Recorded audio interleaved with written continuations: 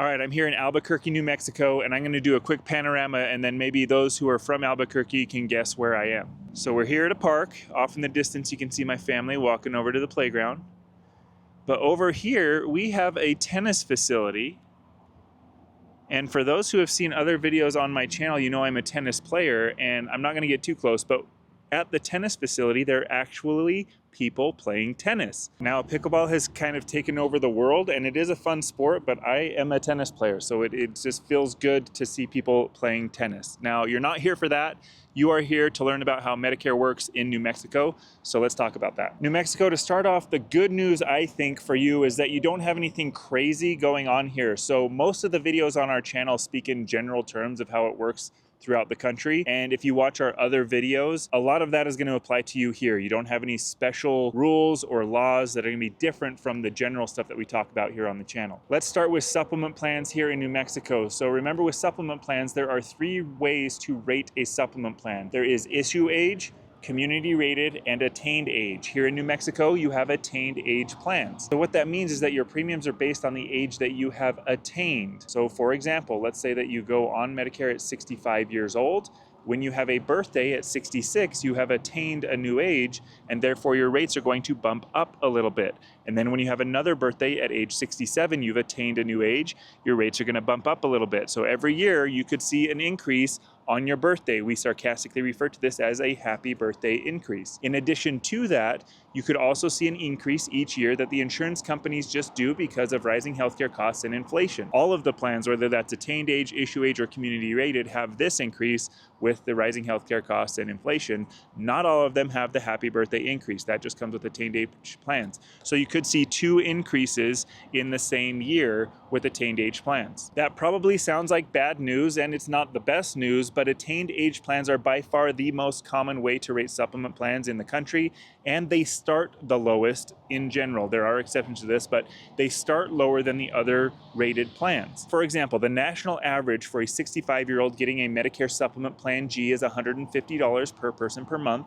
Here in New Mexico, it's $115 per person per month. So quite a bit lower than the national average. For Plan N, it's the same story. The average nationally is $120 for a 65-year-old per month.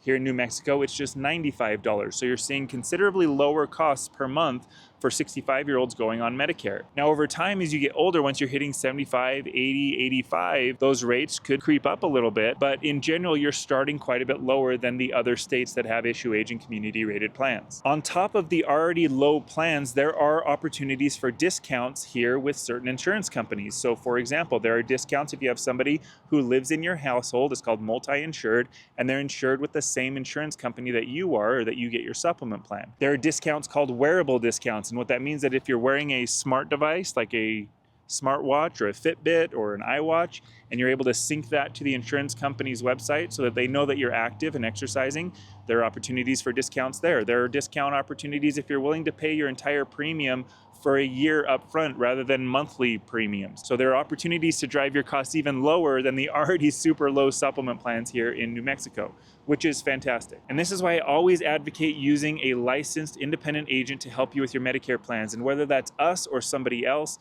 make sure that they're familiar with the plans available to you here in New Mexico. I do have partners who are licensed and familiar with the plans here in New Mexico if you do need help from us. But again, if it's not us, use our competition, because they can shop all of these plans for you and find the ones with the strongest rates for you with companies that are reputable and don't have crazy increases every year. Now, with these really low supplement plan rates, you would think that the supplement plan penetration rate here in New Mexico would be high. Remember, the penetration rate, what that means is that if there are 100 people who are given the opportunity to choose between a supplement plan, any letter of supplement plan, an Advantage plan, Original Medicare only, or something else like FEHB, VA benefits, TRICARE for life, or something else, how many of them are choosing supplement plans? Well, the national average is 21%, but here in New Mexico, you have the 7th lowest supplement plan penetration rate in the entire country at 15.5%. This is not me advocating that you should not go for a supplement plan. Supplement plans are fantastic for those who can afford them and where supplement plans meet their needs. Let's switch over to the Advantage plan side of the conversation. And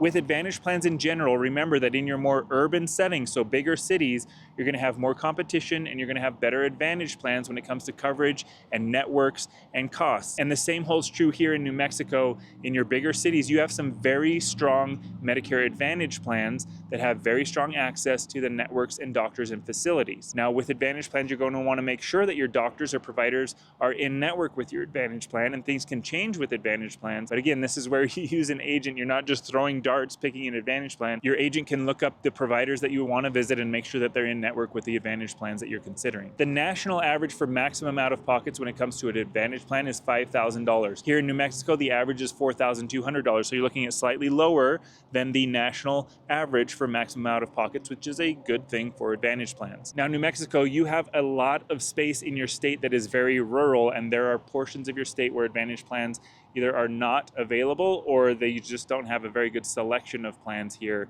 So just remember that as you're considering this. So nationally, the average market penetration rate for Advantage plans is 50%. Here in New Mexico, it is actually 49%. So it's really close to the national average. It's slightly lower, but it's nothing exceptional. You would think with strong plans and low out-of-pocket maximums that it would be higher, but it's not. With Advantage plan penetration rates and supplement plan penetration rates being lower than average, what that means is that you have more people here choosing other options. Again, I'm going to list off a few of them, but Original Medicare only is an option that people can select. Not a lot do that, but it is an option. Federal benefits, so FEHB, VA, TRICARE for life. You also have a population of people who are eligible for both Medicare and Medicaid, so that would kind of skew these numbers. Again, I do have partners who are licensed and familiar with the plans here in New Mexico. If you need help, my email is in the description of this video. Now, in most of my videos, I leave secret keywords at the end, and if you leave it in the comments, then I know that you at least watched the full video, and I can take comments a little bit more serious for those who watch the entire thing. And your keyword is related to my personal experience with New Mexico. This is my first time in New Mexico,